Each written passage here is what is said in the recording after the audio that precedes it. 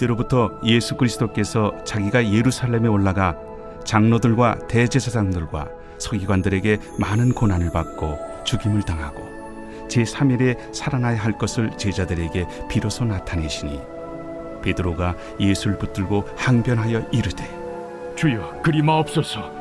이 일이 결코 주께 미치지 아니하리이다. 예수께서 돌이키시며 베드로에게 이르시되 사탄아, 내 뒤로 물러가라. 너는 나를 넘어지게 하는 자로다. 네가 하나님의 일을 생각하지 아니하고 도리어 사람의 일을 생각하는도다. 이에 예수께서 제자들에게 이르시되 누구든지 나를 따라오려거든 자기를 부인하고 자기 십자가를 지고 나를 따를 것이니라. 누구든지 제 목숨을 구원하고자 하면 잃을 것이요 누구든지 나를 위하여 제 목숨을 잃으면 찾으리라. 사람이 만일 온 천하를 얻고도 제 목숨을 잃으면 무엇이 유익하리요? 사람이 무엇을 주고 제 목숨과 바꾸겠느냐? 인자가 아버지의 영광으로 그 천사들과 함께 오리니 그때 각 사람이 행한 대로 갚으리라. 진실로 너희에게 이르노니 여기 서 있는 사람 중에 죽기 전에 인자가 그 왕권을 가지고 오는 것을 볼 자들도 있느니라. 오늘은 예수님의 사명, 우리의 사명이라는 제목으로 하나님 말씀 증거하겠습니다. 오늘 본문 21절 말씀은 이때로부터라고 시작하고 있습니다. 주는 그리스도시요 살아계신 하나님의 아들이십니다 라고 고백했던, 위대한 신앙 고백을 하였던 베드로의 그 고백 이후를 의미합니다. 이 위대한 고백 이후에 예수님께서는 비로소 자신의 사명을 제자들에게 밝히 드러내어 말씀하십니다. 21절 말씀인데요, 이때로부터 예수 그리스도께서 자기가 예루살렘에 올라가, 여기까지는 제자들이 기대하던 바였을 것입니다. 드디어 예수님께서 예루살렘으로 진출하시는구나. 장로들과 대제사장들과 서기관들에게 여기까지도 제자들이 기대하던 바였습니다. 아마 제자들의 가슴이 뛰었을 것입니다. 예수님께서 그동안도 저 높은 사람들을 가르쳐주고 또 꾸짖어주고 이제 본때를 보여주시려나 보다라고 기대했을지도 모릅니다. 그런데 그 다음 예수님의 말씀은 반전이었습니다. 예수님께서 뭐라고 말씀하시죠? 많은 고난을 받고 죽임을 당하고 제3일에 살아날 것이다. 예수님을 향한 제자들의 기대가 또 소망이 산산조각 나는 순간이었습니다. 하지만 분명하게도 예수님께서 이 땅에 오신 이유, 예수님의 사명은 바로 이것이었습니다. 고난받고 죽임 당하시는 것, 그리고 제3일에 부활하는 것이 예수님의 사명이었습니다. 물론 예수님은 병든 자를 고치시기 위해서도 이 땅에 오셨습니다. 또 예수님께서는 줄인 자들에게 베풀기 위해서도 이 땅에 오셨습니다. 또 예수님은 약하고 소외당하는 자들의 그 삶을 대변하고 그들의 편에 서주기 위해서도 이 땅에 오셨습니다. 하지만 예수님께서 이 땅에 오신 가장 근본적인 이유는 무엇입니까? 바로 우리 죄를 대신에 고난당하시고 우리 죄의 값을 치르시기 위한, 죽임을 당하시기 위해 이 땅에 오셨다라는 것입니다. 주 안의 사랑하는 성도 여러분, 저와 여러분에게 우리 예수님은 어떤 분이십니까? 물론 예수님은 우리의 고통을 싸매어 주시고 우리의 질병을 고쳐주시는 분이시기도 합니다. 또한 예수님은 우리의 필요를 채우시고 오늘도 우리의 먹을 것을, 입을 것을 공급하시는 분이시기도 합니다. 또한 예수님은 우리가 약하고 소외당할 때 우리의 친구가 되어주시는, 또 우리의 위로자가 되어주시는 분이시기도 합니다. 하지만 진정으로 예수님은 우리에게 어떤 분이십니까? 우리 죄와 허물을 대신해 고난당하시고 죽임당하시는 분이십니다. 그 중심에는 무엇이 있습니까? 바로 십자가가 있습니다.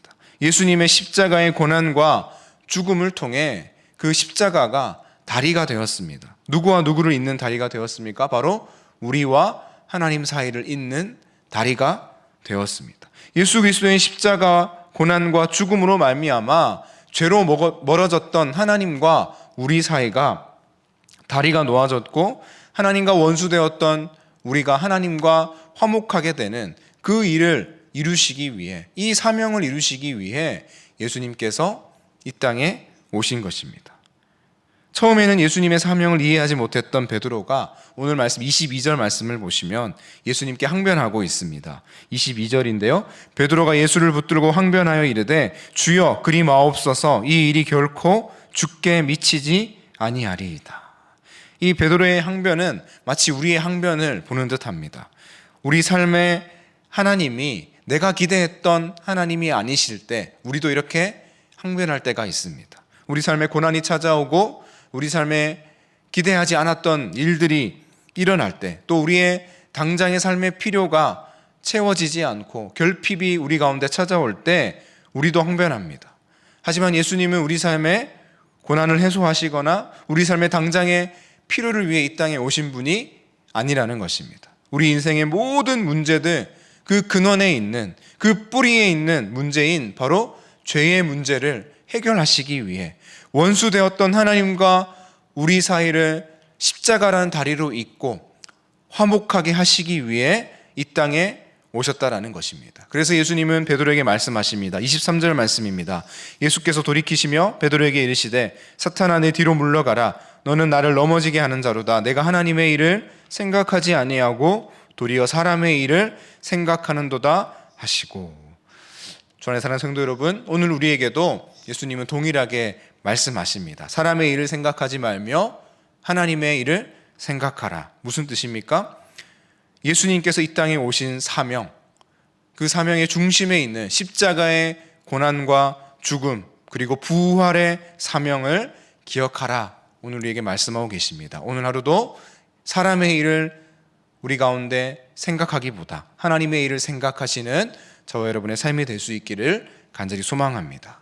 하나님의 일을 생각하는 인생은 어떤 삶을 살아가는 인생입니까? 아주 유명한 구절인 24절 말씀에 우리에게 잘 말해주고 있습니다. 우리 24절 말씀 함께 읽습니다. 시작. 이에 예수께서 제자들에게 이르시되 누구든지 나를 따라오려거든 자기를 부인하고 자기 십자가를 지고 나를 따를 것이니라.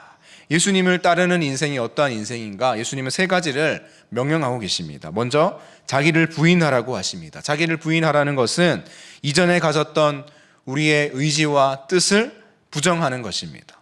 또 예수님은 자기 십자가를 지라고 말씀하십니다. 자기 십자가는 자기 우상과 비교하면 이해하기 쉽습니다. 이전에는 우리 삶에 의지하고 믿었던 우상이 있었다면 이제는 그 우상을 버리고 예수님만 우리의 주인으로 모시라는 뜻입니다. 그리고 이렇게 십자가를 지고 예수님을 따라오라고 예수님은 우리에게 명령하고 계십니다.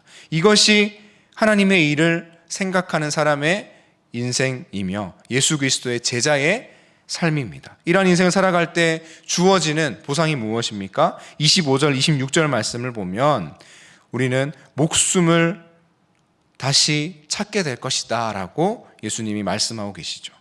여러분, 사람의 일을 생각하는 사람은 온 천하를 얻을 수 있을지도 모릅니다. 26절에 그렇게 말하고 있죠. 하지만 사람의 일을 생각하는 사람은 절대로 얻을 수 없는 것이 있습니다. 바로 생명입니다. 오늘 성경 말씀에 목숨이라고 표현되어 있는데요. 자기를 부인하고 자기 십자가를 지고 예수를 따라가는 사람, 즉 하나님의 일을 생각하는 사람은 가장 위대한 가치인 이 생명을 얻을 수 있다라고 예수님 우리에게 약속하고 계십니다. 27절 말씀을 보시면 언제 이 생명을 얻을 수 있다라고 말씀하십니까? 인자가 아버지의 영광으로 그 천사들과 함께 오리니 그때에 각 사람이 행한 대로 갚으리라. 언제입니까? 예수님께서 천사들과 함께 다시 오실 재림의 때에 영원한 생명을 얻게 될 것이다 라고 약속하십니다. 그런데 왠지 그때가 참 멀게만 느껴지는 그때이죠. 그래서 하나님은 또 우리 예수님은 한 가지 약속을 더 주십니다. 우리 28절 말씀을 같이 읽어볼까요? 28절입니다. 시작. 진실로 너희에게 이르노니 여기 서 있는 사람 중에 죽기 전에 인자가 그 왕권을 가지고 오는 것을 볼 자들도 있느니라. 또 한 가지 예수님의 약속은 무엇입니까? 마지막 그때만이 아니다. 자기를 부인하고 자기 십자가를 지고 하나님의 일을 생각하며 사명의 길을 걸어가는 예수님의 제자들은 현세의 삶에서도 그 마지막 때에 우리에게 주어질 생명의 능력을 날마다 경험하며 살게 될 것이다 라고 우리를 위로하시고 격려하시며 약속하고 계시는 것입니다. 주 안에 사는 성도 여러분, 우리는 사명이라고 하면 어떤 느낌이 가장 먼저 들죠?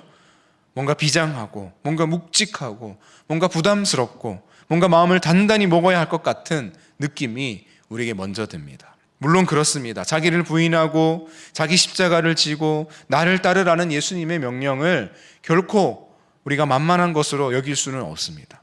하지만 분명한 사실은 무엇입니까? 사명의 길은 결코 우울하거나 무겁기만 하거나 엄숙하지만은 않습니다. 왜냐하면 사명의 길 끝에 우리에게 영원한 생명이 약속되어 있기 때문입니다. 보장된 길을 걷는 것이기 때문입니다. 또한 예수님이 28절에서 약속하신 대로 사명의 길을 걷는 예수 그리스도의 제자들의 삶에는 수시로 그 영원한 생명의 그림자를 경험하게 될 것이라고 약속하시기 때문에 우리는 사명의 길을 기쁨으로 또 가벼운 마음으로 걸어갈 수 있는 줄로 믿습니다.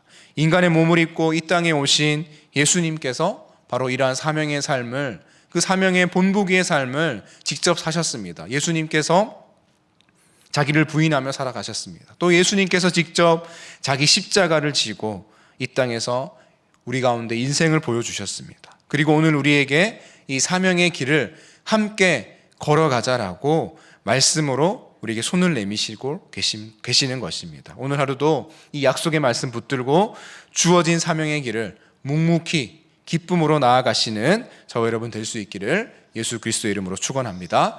우리 말씀을 기억하며 함께 기도하겠습니다. 예수님께서 이 땅에 오신 이유, 예수님의 사명은 분명하게도 십자가의 고난과 죽음에 있습니다. 오늘 하루도 사람의 일이 아니라 이 십자가의 고난과 죽음, 이 하나님의 일을 생각하는 복된 인생 되게 하여 주옵소서. 예수님 따라 십자가의 길을 걷는 자에게 영원한 생명을 약속하십니다. 이 약속 붙들고 오늘 하루도 우리에게 주어진 사명의 길을 묵묵히 기쁨으로 걸어가게 하여 주옵소서. 함께 주님의 이름 부르고 기도하겠습니다.